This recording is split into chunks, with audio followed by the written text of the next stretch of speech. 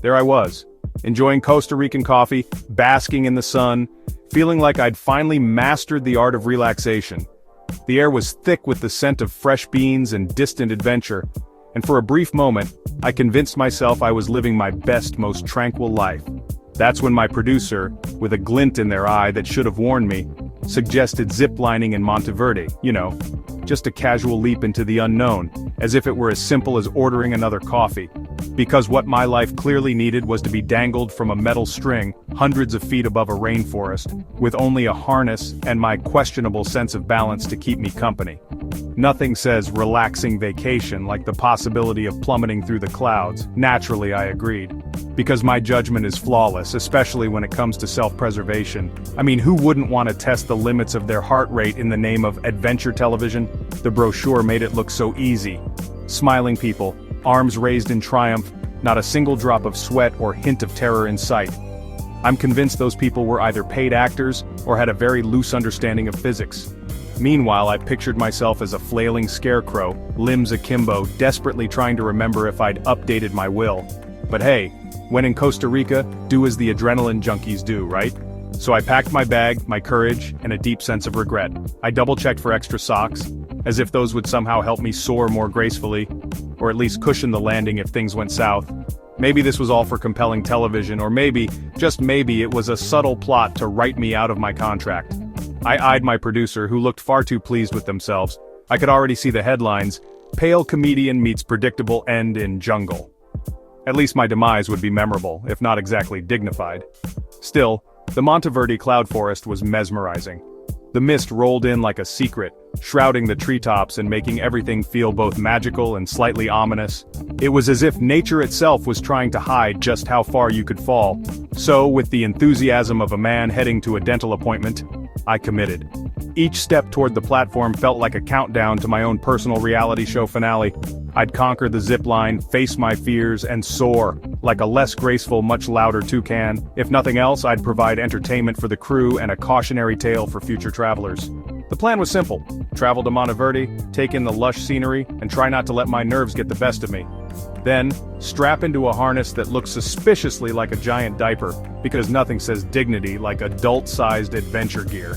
And finally, hurl myself into the void, trusting that the cable, the harness, and my luck would all hold out for just a few more minutes. What could possibly go wrong? My fate, and what little dignity I had left, were literally hanging by a thread, but sometimes you just have to let go and hope for the best. Everyone cheered. It was settled. I was about to become the star of my own high-flying, heart-pounding adventure, whether I liked it or not. The journey to Monteverde is what travel agents call rustic. I call it a bumpy cry for help.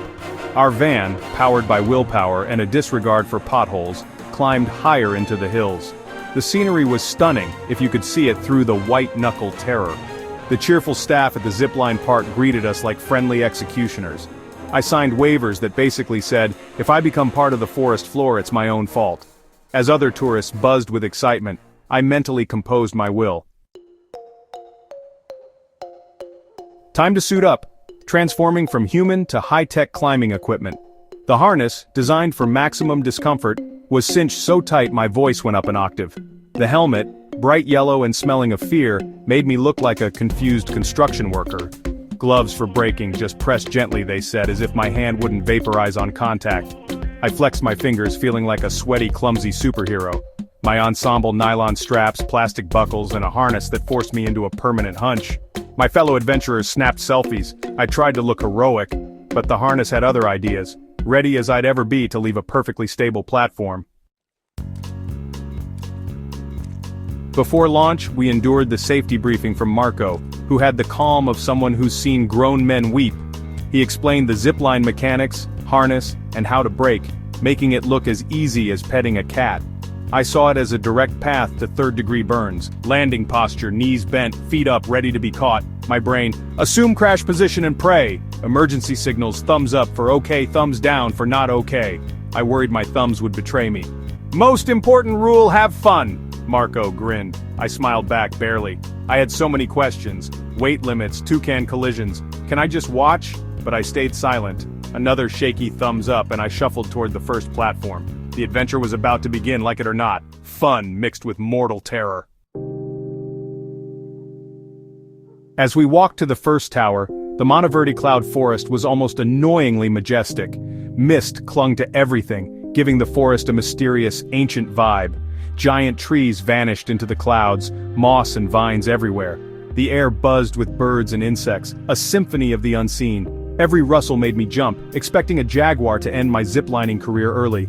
The forest felt wise, amused by nervous tourists like me. Looking out, valleys of treetops stretched forever, clouds parting to reveal stunning panoramas. My fear seemed a bit silly, only a bit, with such beauty around. Even in panic I was impressed. This was the real deal, not a theme park jungle. If you're going to face your mortality, there are worse places than this. We reached the first platform, high, sturdy, and absolutely terrifying. The wooden planks creaked beneath our feet, and the humid air buzzed with anticipation. All around us the jungle stretched out in every direction, a sea of green broken only by the thin silver line of the zipline cable vanishing into the mist. Looking down was a mistake. The ground was a distant blur, swallowed by the dense canopy. My stomach dropped as I realized just how high we were. Higher than any rooftop I'd ever stood on, higher than my comfort zone by a mile. The group lined up, excitement and terror mingling in the air. Some people cracked nervous jokes, others fell silent, lost in their own thoughts.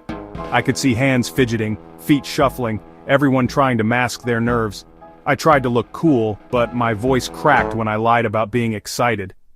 My smile felt glued on, and I could feel my cheeks twitching with the effort of pretending I wasn't terrified. One by one, people vanished into the mist, their screams echoing through the trees. Each launch was a leap of faith, and every time someone disappeared, my heart thudded a little harder. My turn came fast. My heart pounded, palms sweaty, fingers locked in a death grip around the harness. I could feel the adrenaline surging, my breath coming in short, shallow bursts. The guide clipped me in, the metal click sealing my fate. The sound was final, like a judge's gavel, and suddenly there was no backing out. "Legs up, lean back, enjoy the ride," he said, grinning like this was the easiest thing in the world. I nodded, but my mind was racing with every possible disaster scenario. The cable looked barely strong enough for a sandwich, let alone me. I stared at it, wondering how something so thin could hold so much weight, and tried not to imagine it snapping. I stood at the edge, toes curled over the platform, brain screaming, "Don't do it!" Every instinct told me to step back, but the guide's encouraging nod kept me rooted in place. I closed my eyes, thought of my happy place, my couch, a cup of coffee, anything but this, and nodded to the guide. I could hear my heartbeat in my ears, louder than the jungle sounds. With a final silent apology to my ancestors, I stepped off. Gravity took over, and for a split second, I was weightless, suspended between fear and exhilaration. For a split second, I regretted every decision that led me here. My mind flashed through every excuse I could have made to stay behind, but it was too late for second thoughts. But there was no turning back. I was airborne, flying through the clouds, the wind roaring in my ears, and suddenly, fear gave way to awe. The jungle rushed by below, and for the first time, I understood why people chase this feeling. The first sensation was falling, a stomach-lurching drop. I screamed, not a heroic yell, but a high-pitched shriek of terror. My eyes squeezed shut, body tensed. Then suddenly I was gliding, fast, smooth, impossibly free. I opened my eyes, I was flying. The mist rushed past, treetops below like a green ocean. The speed was exhilarating, the view breathtaking. My fear morphed into awe. For a moment I was part of the sky, part of the forest. Then the landing platform rushed up. Panic returned. I fumbled with the cable, breaking in a series of spastic jerks. I landed like a bowling ball, but I was alive. Dizzy, shaking, but grinning like an idiot. Again, I heard myself say. Who was I becoming?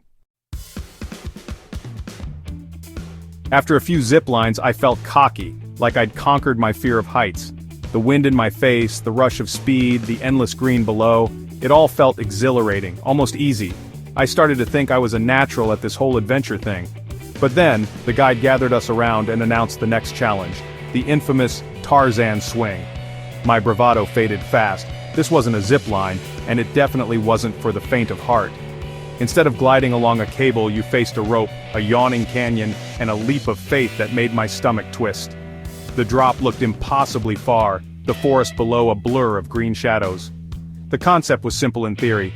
get clipped to a thick rope, step to the edge of a wooden platform, and jump. But standing there, it felt anything but simple. You'd swing out like a human pendulum, arcing high above the jungle. My confidence evaporated, replaced by a cold, prickling fear. This wasn't a gentle glide, it was a true freefall. A split second of weightlessness before the rope caught you. My heart pounded in my chest. I watched someone else go first, their legs trembling, their hands gripping the rope. They leapt, and for a moment, they just dropped. Their scream echoed through the trees, raw and unfiltered. It was not the sound of someone having fun.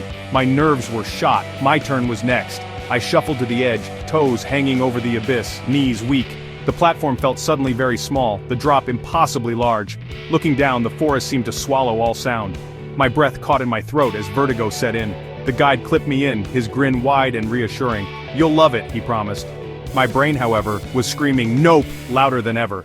But there was no backing out. The cameras were rolling, my friends were watching, and the countdown began. 3, 2, 1, jump! I'm pretty sure I was pushed, or maybe I just lost control of my legs. The world disappeared in a blur. For a split second I was falling, pure, gut-wrenching terror. Then with a jolt, the rope caught me, yanking me into a wild, soaring arc over the canyon. The sensation was unreal. I soared above the treetops, wind howling in my ears, heart pounding. Fear melted into pure adrenaline, then into wild, uncontrollable laughter.